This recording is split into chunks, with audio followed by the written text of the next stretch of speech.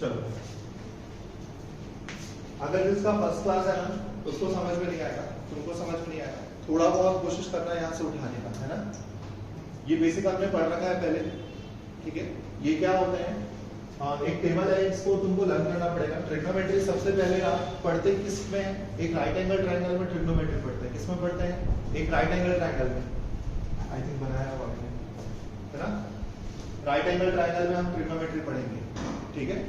तो right angle triangle में तीन चीजें हम नोटिस करेंगे। क्या क्या नोटिस करेंगे, पहला 90 डिग्री कहाँ फॉर्म हो रहा है, जहां पर 90 डिग्री बनेगा उसके अपोजिट में जो भी साइड रहेगी उसको हम बोलेंगे हाइपोटेनस।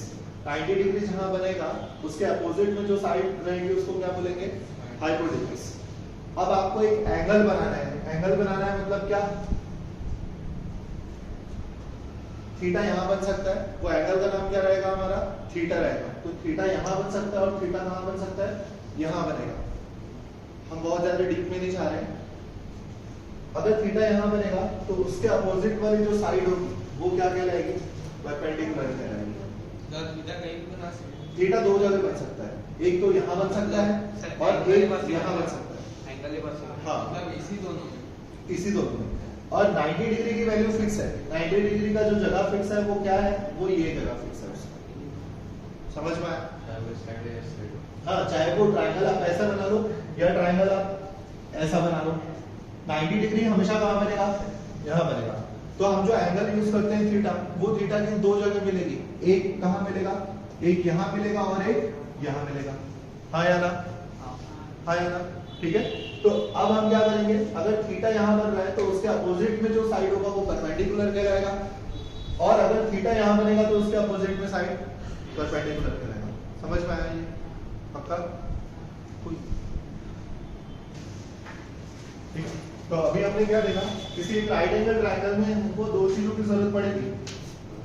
एक क्या, अगर राइट एंगल ट्रायंगल हम ऐसा बनाए तो थीटा कहाँ बन सकता है, यहाँ पर बन सकता है। अगर थीटा यहाँ बनेगा तो जो परपेंडिकुलर होगा वो ये होगा। 90 डिग्री के हमेशा जो अपोजिट होगा वो क्या बनेगा, हाइपोटेनस बनेगा। क्या बनेगा, हाइपोटेनस। किसी राइट एंगल ट्रायंगल में तीन चीजें होती हैं, एक परपेंडिकुलर होता है, एक बेस होता है और एक हाइपोटेनस होता है। तो दो चीजें हमको पता चल जाती है, कौन सी, परपेंडिकुलर पता चल जाता है। कैसे पता चलता है, ये थीटा के अपोजिट होता है ना। अब हाइपोटेनस कैसे पता चलता है, ये किसके अपोजिट होता है, 90 डिग्री। तो एक चीज नहीं पता चल पाती, बेस, ठीक है, वो हमको डिसाइड करना पड़ता है। जैसे ये दो चीजें हमको पता चल गई तो ऑब्वियस सी बात है तीसरा चीज क्या होगा, बेस। समझ में आया, हाँ। अब थीटा अगर यहां बन रहा है, थीटा को अगर मैं चेंज करूं इसका पोजीशन, अगर थीटा का पोजीशन चेंज करूं तो एक ट्रायंगल मैंने बनाया है ऐसा, इस केस में थीटा अगर मैं यहां रखूंगा तो अब बताओ परपेंडिकुलर क्या होगा, ये होगा। 90 डिग्री की वैल्यू फिक्स है क्या, वैल्यू बोल रहा हूं सॉरी, प्लेस फिक्स है ना 90 डिग्री का, क्या है उसका जगह कौन सा रहेगा 90 डिग्री का। तो 90 डिग्री के अपोजिट जो हाइपोटेनस होगा उसका भी प्लेस फिक्स हो गया। बचा क्या, दो चीजें आपको पता चल गई, परपेंडिकुलर पता चल गया, हाइपोटेनस पता चल गया, तीसरा चीज क्या बच गया, बेस। बेस कहां होगा, ये चीजें समझ में आई। इसका फायदा क्या है, जब क्वेश्चन का अगर मैं डायग्राम का नाम करण कर देते हैं ए बी सी, ये किटिल की आवाज बंद करो। अगर मैंने नामकरण किया, अभी हम लोग लास्ट क्लास में पढ़े थे, क्या पढ़ा था हमने, हम ये देखे थे, ये जो एंगल्स मैंने बताया था रेशियो, साइन थीटा क्या होता है, perpendicular upon hypotenuse, cos theta क्या होता है, बेस अपॉन हाइपोटेनस, ठीक है, टेन थीटा क्या होता है, परपेंडिकुलर अपॉन बेस। ये आपको याद करना पड़ेगा, ठीक है, ये टेबल आपको, ये पूरा टेबल आपको याद करना पड़ेगा। उसके लिए मैं एक अलग से बेसिक का वीडियो बना दूंगा, तुम लोग उससे लर्न कर लेना जो अटेंड नहीं किए थे। ये याद हो जाएगा, sine theta perpendicular upon hypotenuse, cos theta base upon hypotenuse, tan theta p by b, मतलब परपेंडिकुलर अपॉन बेस। अब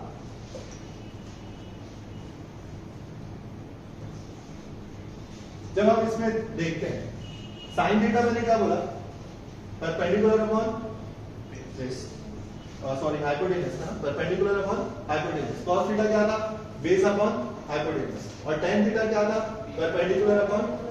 इसका याद करने का मैंने लॉजिक भी बताया था, क्या था वो लॉजिक, पंडित बद्री प्रसाद हर हर बोल, क्या था, पंडित बद्री प्रसाद हर हर बोल, ये लॉजिक था उसका, याद हुआ क्या मैंने बोला, पंडित बद्री प्रसाद हर हर बोल। तो ये पूरा तुम्हारा क्या हो जाएगा, साइन थीटा, और ये पूरा क्या हो जाएगा, कॉस थीटा, और ये पूरा क्या हो जाएगा, होगा इसका अपोजिट, बाकी तीनों हो जाएंगे, उसको डिस्कस करेंगे बाद में। अब अगर मैं बोल रहा हूं साइन थीटा, थीटा क्या है, कोई एक एंगल है, थीटा क्या है, कोई सा एंगल है, अगर मैं इसकी जगह साइन ए यूज कर रहा हूं, मान लो क्या यूज कर रहा हूं, साइन ए, इसका मतलब हमारा थीटा कहां बनेगा, थीटा हमारे यहां बनेगा, कहां बनेगा, समझ में आया थीटा, है ना। अगर मैंने साइन ए यूज किया तो मेरा डायग्राम ऐसा होगा। इस डायग्राम के लिए अगर मैं साइन थीटा लिखूंगा तो साइन थीटा होता क्या है, साइन थीटा का फॉर्मूला क्या होता है, P by H, sine theta का फॉर्मूला क्या होता है, P बाय H होता है ये फॉर्मूला। अब इसमें परपेंडिकुलर क्या है, BC, इसमें परपेंडिकुलर क्या है, BC, हाइपोटेन्यूज क्या है, AC, समझ में आया। ये साइन थीटा, थीटा के प्लेस में मैंने क्या बोल रखा है, A, तो यहां पर जो मैं थीटा को हटा के क्या लिखूंगा, इसको A, समझ में आया। अगर मैं बोलूंगा थीटा, इस केस के लिए ये था, अगर केस 1 दे दे इसको और केस 2 इसको दे देते हैं। अब थीटा कहां पर बन रहा है, C पे, तो मैं इसको क्या लिखूंगा, अगर क्वेश्चन में ऐसा लिखेगा साइन C, तो आपको समझ में आना चाहिए जहां पर C है वहां पर क्या बन रहा है, थीटा बन रहा है। क्या मैंने बोला, समझ में आया, हाँ। अब ये अगर थीटा यहां बन रहा है तो परपेंडिकुलर क्या होगा, साइन का तो फॉर्मूला सेम रहेगा, परपेंडिकुलर अपॉन हाइपोटेन्यूज, पर जो ट्रायंगल होगा वो चेंज हो जाएगा, ट्रायंगल जो होगा वो साइड उसकी चेंज हो जाएगी। अब परपेंडिकुलर क्या है, AB, परपेंडिकुलर क्या है, AB, और हाइपोटेन्यूज क्या है, AC, तो दोनों केसेस में डिफरेंस समझ में आया। yes sir, अगर A कहां पर, तो एंगल जहां पर बन रहा है वहां पर हम लोग A कंसीडर कर रहे हैं। यहां साइन C बोल रहा है, मतलब थीटा कहां पर बन रहा है, यहां पर बन रहा है। तो समझ में आया पक्का, चलो नोट डाउन कर लो इसको। इतना टॉपिक क्लियर है क्या, yes sir, अगर थीटा यहां पर बनेगा तो परपेंडिकुलर केस 1 केस 2 दोनों क्लियर है ना। साइन की वैल्यू चेंज हो रही है, वैसे ही सारी रेशियोज चेंज हो जाएगा, कॉस चेंज हो जाएगा, tan चेंज हो जाएगा, हो जाएगा ना। ये समझ में आया कि थीटा, अगर क्वेश्चन में क्या लिखा रहता है, थीटा नहीं लिखा रहता है, क्वेश्चन में ये लिखा रहता है साइन ए, इसका मतलब आपको समझ में आना चाहिए थीटा कहां पर बनेगा। अगर साइन सी लिखा है तो वहां पर थीटा कहां पर बनेगा, सी में बनेगा। ये समझ में आया पक्का सबको, तो चलो अब ये याद हो जाएगा, ये टेबल आपको याद करना पड़ेगा। एक लॉजिक बताता हूं, ये फर्स्ट वाला अपोजिट होगा किसका, कॉस का, तो देखो ये P बाई H है ना, तो इसका अपोजिट ये H बाई P हो गया। सेकंड वाला अपोजिट होगा किसका, सेक का, सेक थीटा को क्या लिखेंगे, कॉस थीटा को क्या लिखेंगे, 1 बाई सेक, और कॉस सेक को क्या लिखेंगे, 1 बाई कॉस लिखेंगे। वैसे tan थीटा का अपोजिट क्या होगा, कॉट, तो कॉट का जो फॉर्मूला होगा वो क्या होगा, tan का अपोजिट, मतलब इसका रेसिप्रोकल कर दो, P by B by P। ये किसका अपोजिट है, कॉस का अपोजिट है। सेक किसका अपोजिट है, कॉस का, तो इसको क्या लिखेंगे, कॉस का अपोजिट H बाय B। समझ में आया। कॉसेक किसका अपोजिट है, कॉस किसका, कॉसेक किसका अपोजिट है, साइन का, है ना। साइन क्या होता है, P बाय H, तो इसका अपोजिट कर दो H बाय P। समझ में आया, आया ना पक्का। तो ये कुछ फॉर्मूले हैं, आज फर्स्ट डे है तो याद नहीं होगा, धीरे धीरे वो याद हो जाएगा। ये कंसेप्ट समझ में आया। अब अगर कोई क्वेश्चन गिवन है, बताओ, क्वेश्चन देखिए, क्वेश्चन में क्या बोलेगा, मान लो तुमको गिवन है tan A is equal to 4 by 3, find other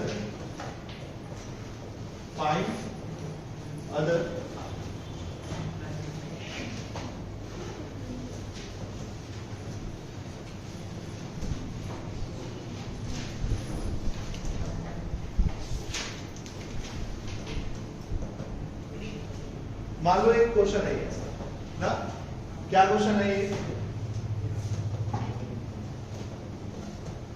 ये क्वेश्चन था, एक tan a is equal to 4/3 given है। क्या गिवन है? tan a is equal to 4/3।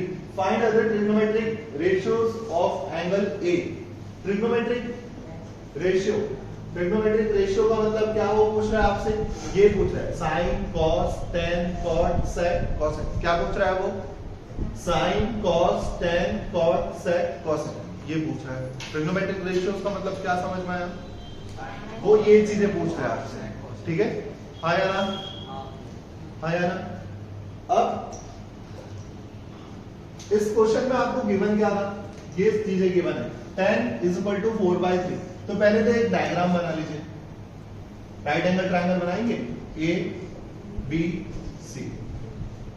अब अगर मैंने डायग्राम ऐसा बनाया, लिखना नहीं बेटा, अगर डायग्राम मैंने ऐसे बनाया तो ए कहां, tan a का मतलब थीटा कहां पर बन रहा है? तो अगर थीटा यहां पर बन रहा है तो इसके अपोजिट वाला जो साइड होगा वो कौन सा होगा?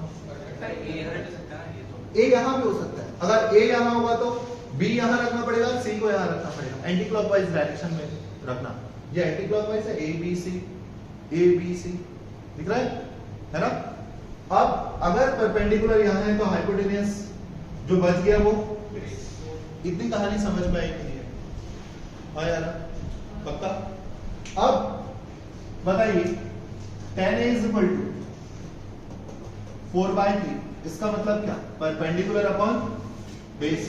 tan का फॉर्मूला क्या होता है? अभी हमने देखा था, tan is equal to perpendicular upon base. क्या था tan का? Perpendicular upon base. तो मैंने क्या कर दिया, tan को मैंने क्या लिखा? Perpendicular upon base. समझ में आया ये? अब परपेंडिकुलर की वैल्यू क्या है? इसमें परपेंडिकुलर क्या है? ये था परपेंडिकुलर BC और बेस क्या है? A। तो इसको मैं क्या लिख सकता हूं ऐसा? परपेंडिकुलर की वैल्यू क्या है? BC और बेस क्या है? AB। इसका मतलब क्या? AB की वैल्यू क्या मिलेगी? AB की वैल्यू 3 या 4, 3 है ना? AB की वैल्यू क्या मिलेगी? 3 और BC की वैल्यू क्या मिलेगी? ये समझ में आया कि नहीं? इतना समझ में आया? पक्का? आपको किसी ट्रायंगल में दो साइड पता चल गई, तीसरा साइड निकालना है ना? आपको ट्रायंगल में दो साइड पता चल गया, तीसरा साइड निकालना है। तो ट्रिग्नोमेट्री के जो आपका एनसीईआरटी का फर्स्ट एक्सरसाइज है 8.1 उसमें सारे क्वेश्चंस में आपको ये चीज करना पड़ेगा। हर एक क्वेश्चन में तुमको दो साइड्स गिवन रहेंगी, तीसरा साइड फाइंड आउट करना है। तो वो तीसरा साइड कौन से फॉर्मूले से फाइंड आउट करोगे? Pythagoras theorem. कौन से फॉर्मूले से फाइंड आउट करेंगे? Pythagoras theorem. तो पाइथागोरस थ्योरम क्या होता है? Perpendicular square plus base square is equal to hypotenuse square. ये याद करना पड़ेगा क्या? बिल्कुल, है ना? ये आपको याद करना पड़ेगा। Perpendicular square plus base square is equal to hypotenuse square. ये क्लास 8 में भी हमने पढ़ा है, अगर किसी को याद होगा तो। चलो, तो परपेंडिकुलर की वैल्यू क्या रखूंगा? क्या रखूंगा बताओ? 4 का स्क्वायर। बेस की वैल्यू क्या रखूंगा? 3 का स्क्वायर। और ये क्या हो गया? ठीक है, तो ये क्या हो जाएगा? 16। ये क्या हो जाएगा? 9। हाँ या ना? तो h square is equal to क्या मिल गया? 5। तो h की वैल्यू क्या मिलेगी? √25। इसका मतलब हाइपोटेनस क्या हो गया? 5। तो हाइपोटेनस की वैल्यू क्या मिल गई? इतनी कहानी समझ में आई आ रही है सबको? हमें क्या फाइंड आउट करना है? Trigonometric ratios. तो ट्रिग्नोमेट्रिक रेशियोज फाइंड आउट करने के लिए तुमको तीनों साइड्स की जरूरत पड़ती है ना? आपने क्या तीनों साइड डिटरमाइन कर लिया? याद रहेगा तीनों साइड क्या क्या मिले? तीनों साइड क्या? 3 4 5। 3 4 5। अब हम जब ट्रिग्नोमेट्रिक रेशियोज लिखेंगे तो we know that sine A, sine A क्या होता है? अभी हमने फॉर्मूला देखा था, P/H। क्या होता है? P/H। तो परपेंडिकुलर क्या था इसमें? परपेंडिकुलर क्या था इसमें? BC परपेंडिकुलर क्या था BC और H क्या था हाइपोटेन्यूज। तो परपेंडिकुलर BC, H हाइपोटेन्यूज क्या था AC। तो बताओ BC की वैल्यू कितनी आई थी? BC की वैल्यू कितनी आई थी? BC की वैल्यू 4 और इसकी वैल्यू 5। तो इसमें क्या रखूंगा? ये मेरा आंसर है। समझ में आया? आपने साइन निकाला cos A, cos क्या होता है बेस अपॉन हाइपोटेन्यूज। तो हाइपोटेन्यूज तो अभी भी AC ही होगा। हाइपोटेन्यूज कौन होगा? AC। बेस क्या था इस ट्रायंगल में? बेस क्या था AB और AB की वैल्यू क्या थी 3 और हाइपोटेन्यूज की वैल्यू, तो आंसर क्या आया 3/5। कंफर्म। तो इसमें क्या था AB था क्या और ये AB क्या था और ये क्या था? डन। साइन हो गया कॉस हो गया। अब अगला क्या? tan तो मेरे ख्याल से क्वेश्चन था, जो क्वेश्चन था उसको नहीं लिखेंगे। फिर cot, cot क्या होता है? tan का अपोजिट tan A क्या होता है? Perpendicular upon base. तो cot इसका अपोजिट होगा, मतलब तो बेस की वैल्यू क्या थी? इसमें बेस कौन है? ये है ना AB और परपेंडिकुलर क्या था BC। AB की वैल्यू क्या थी 3 और BC की वैल्यू क्या थी? कुछ समझ में आ रहा है? हाँ या ना? अब ये हो गया cot। उसके बाद क्या बचा? sec। sec किसका अपोजिट होता है? cos का। sec किसका अपोजिट होगा? cos का। तो cos क्या लिखूंगा? h/, तो h क्या है इसमें? AC upon AB। क्या आएगा आंसर बताओ? 5/, एक बच गया। क्या बच गया? cosec। cosec किसका अपोजिट होता है? sin, है ना? cosec किसका अपोजिट होता है? sin। याद हो गया, वेरी गुड। तो sin क्या है? h/p। तो क्या रखेंगे? AC upon is equal to, तो ये पूरा आपका ऑल ट्रिग्नोमेट्रिक रेशियोज निकल गए। क्या पूछा था? ये गिवन था आपको क्वेश्चन में, हमें trigonometric ratios of angle A पूछा था। क्या पूछा था? Angle A. अगर वो एंगल बी पूछता सिर्फ नाम चेंज होता। ये सारा प्रोसेस तो आपको साइड्स निकालना ही पड़ते, ठीक है? साइड्स आपको निकालना पड़ता। सिर्फ आप थीटा कहां बनाते? थीटा यहां बनता, तो तुम्हारा परपेंडिकुलर और बेस की वैल्यू चेंज हो जाती। बाकी जो हाइपोटेन्यूज है ये 5 ही रहता। ये जो था तुम्हारा बेस, अब परपेंडिकुलर की वैल्यू 3 हो जाती। समझ में आ रहा है क्या चेंज होते? हाँ यार, परपेंडिकुलर और बेस चेंज हो जाते और आंसर में जहां जहां पर परपेंडिकुलर और बेस तुमने निकाला, यहां पर परपेंडिकुलर की वैल्यू 4 रखा, उस केस में क्या रखते? 3 रखते। समझ में आया मैंने क्या बोला? बन जाएगा, ठीक है? तुमको समझ में आया थोड़ा बहुत? आया ना? चलो नोट डाउन करो।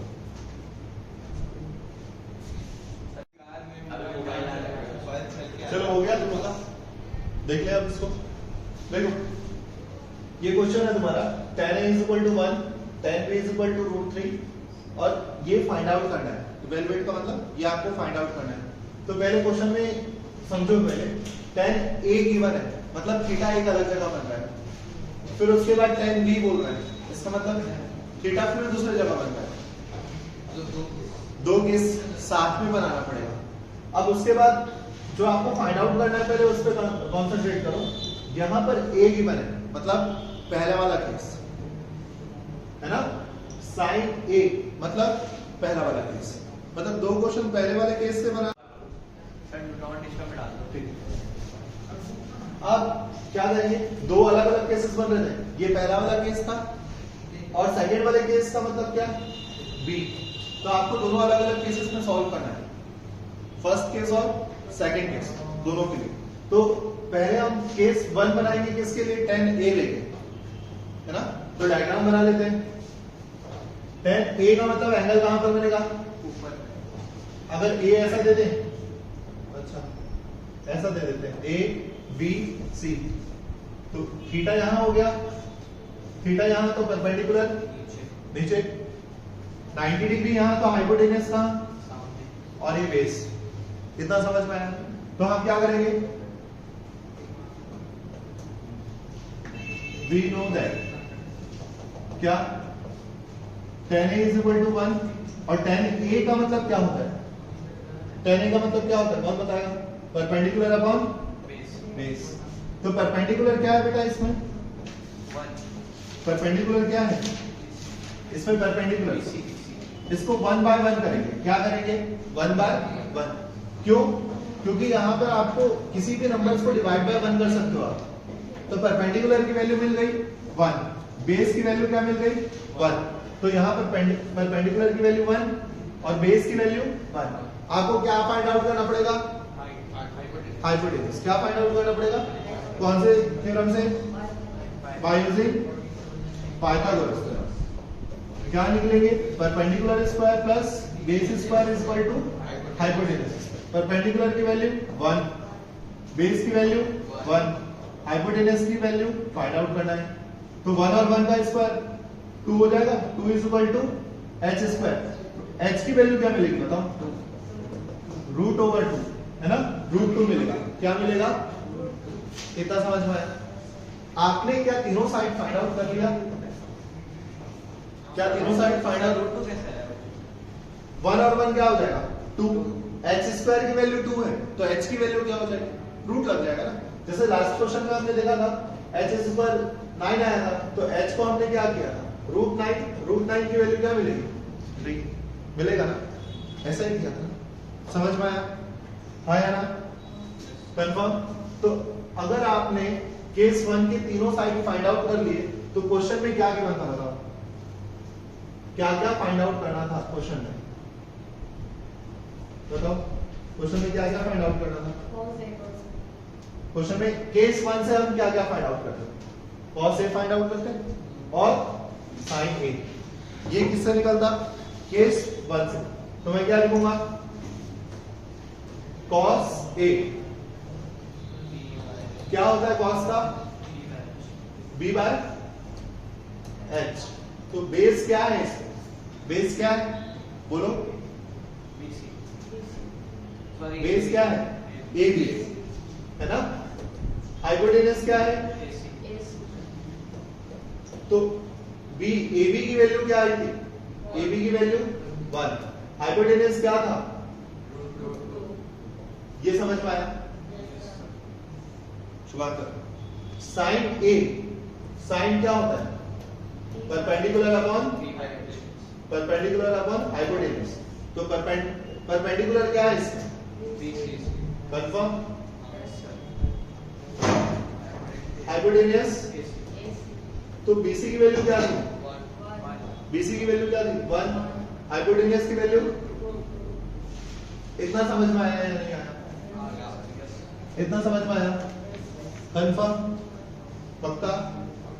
अब कहां जाएंगे हम? केस 2 के पास जाएंगे। किसके पास जाएंगे? केस 2 के पास। पहले राइट एंगल कहां बनाया था हमने? अब कहां बनाएंगे? अच्छा, डायग्राम में हमने थोड़ा सा ध्यान नहीं दिया। इसमें साइन बी बोल रहा है। क्या बोल रहा है? साइन बी और कॉस बी। मतलब एंगल कहां पर बनना चाहिए था? एंगल कहां बनना चाहिए था? बी में। तो नामकरण इसका दूसरा करना पड़ेगा। क्यों?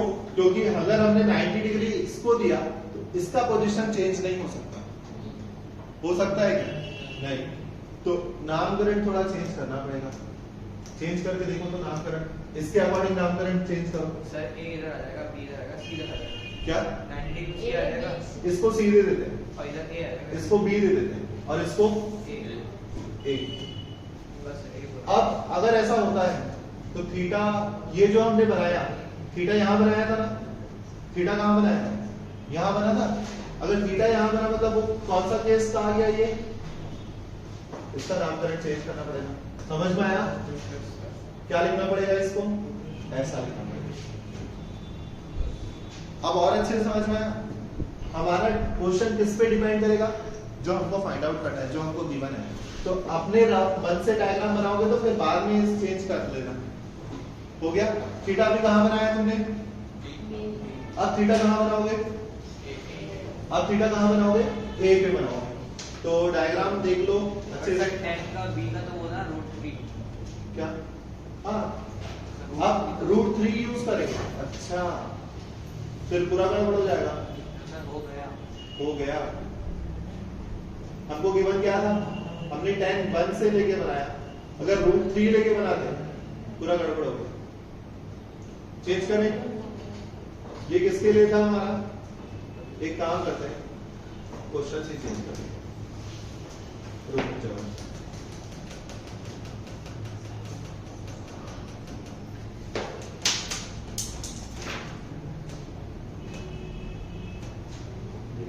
यही था ना? यही तक बनाए थे। अपन क्या बनाए? ए और सी। हम लोग जो बनाए थे वो कौन सा बनाए थे? कॉस ए बनाए थे ना? किसको लेके बनाया हमने? इसको लेके बनाया। और थीटा हमारा कहां बन सकता है? सी पे बन सकता है थीटा। इसको चेंज कर दो बस। मतलब वही है। ऊपर भी कर दो। हाँ, b इसको बी को क्या करें? c सी कर दो। बाकी फिर करेक्शन। ठीक है, ठीक है। सही करें तो करो सही। कहां पर? 10 बी। अभी हमने जो बनाया था वो तो किसके लिए बनाया था? कहां पर करेक्शन होगा? ए की जगह हमने किसको चेंज कर दिया? बी की जगह सी चेंज कर दिया। we know that the bar tan a ठीक है ना? ये चेंज क्यों होगा? हमने तो ए के लिए बनाया ना। अभी जो क्वेश्चन बनाया था वो किसके लिए बनाया था? ए के लिए ही बनाया था।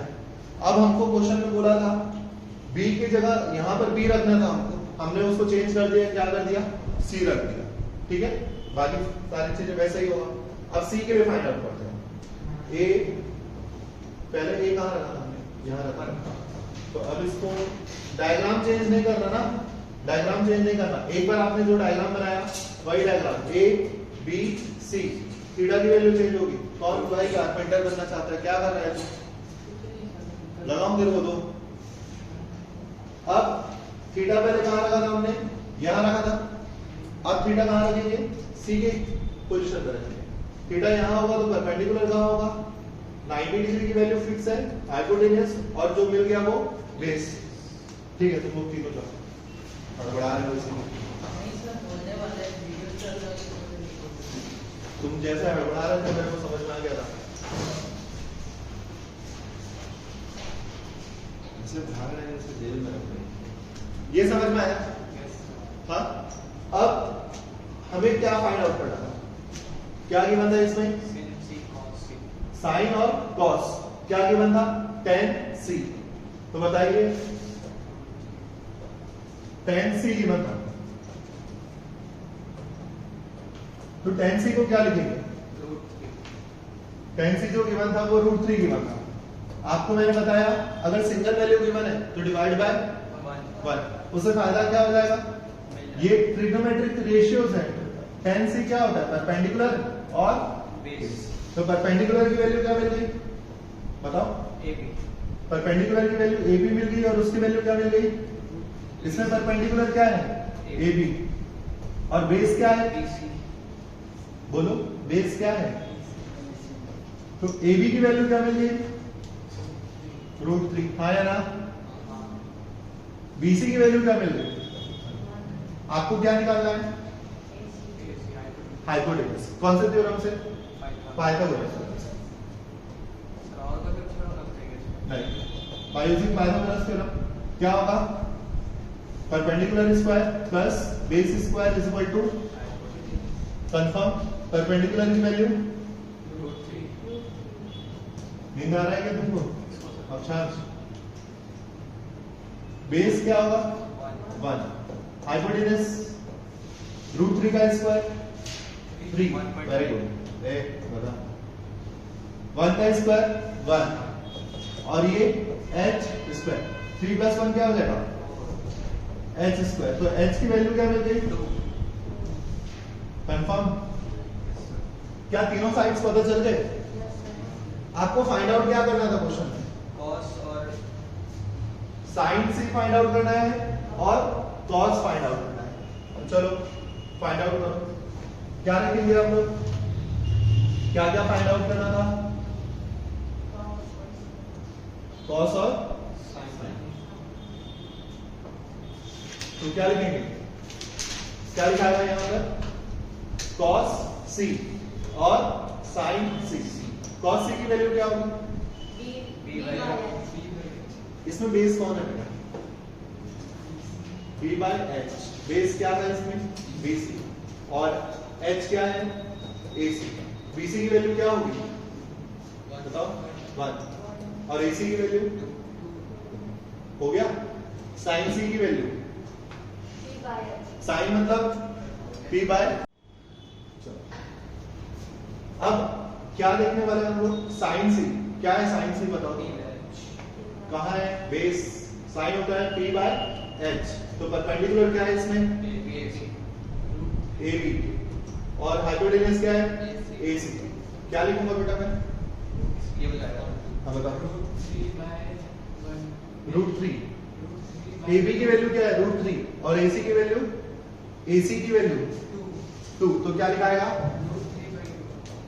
वेरी गुड कभी। समझ में आया? Very good. समझ में आया? हाँ या ना? ठीक है। क्या आपको सारी चीजें पता चल गई? यस जो फाइंड आउट करना था आपको, सारी चीजें पता चल गई? हाँ या ना? Confirm?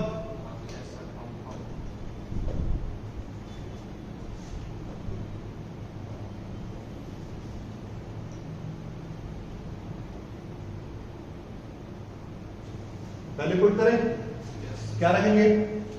cos A। cos A क्या आया था? 1 बाय √2। cos A क्या आया था? 1 by √2 into cos C। cos C क्या आया था? 1 by 2। sin A। sin A कहाँ है? 1 by √2। sin C। sin C क्या है? कुछ गड़बड़ हो गया कि नहीं? ठीक है। कंफर्म यही फाइंड आउट करना था। cos A sin A। cos A sin C था वहां पर। cos A sin C। cos A की value 1 by √2। sin A value सही लगा ना? इसकी वैल्यू सही रखी है। sin क्या होता है? p by h। Perpendicular value क्या है? √3। सही है। अब क्या होगा? डिनोमिनेटर ध्यान दो। 1 बाय 2 और ये क्या? 1 बाय 2√2 लिखेंगे। इसको क्या लिखेंगे? 2√2। हाँ या ना? कैसे पता चला सर 2√2 लिखेंगे? क्योंकि ये जो नंबर है वो किससे मल्टीप्लाई होगा? इस √2 से मल्टीप्लाई होगा। तो क्या लिखाएगा ये? और ये √3 2√2। डिनोमिनेटर सेम है ना? डिनोमिनेटर सेम है तो क्या लिख सकते हैं इसको? डिनोमिनेटर सेम होगा तो ना क्रॉस मल्टीप्लाई करने की जरूरत नहीं पड़ेगी। नॉर्मल एलसीएम ले लो 2√2 और 1 माइनस √3। ये तुम्हारा आंसर हो जाएगा। ठीक है। इसको और सिंपलीफाई कर सकते हैं पर यही छोड़ दो इसको। समझ में आया? क्या कर सकते हैं? मेरा मोटिव क्या था?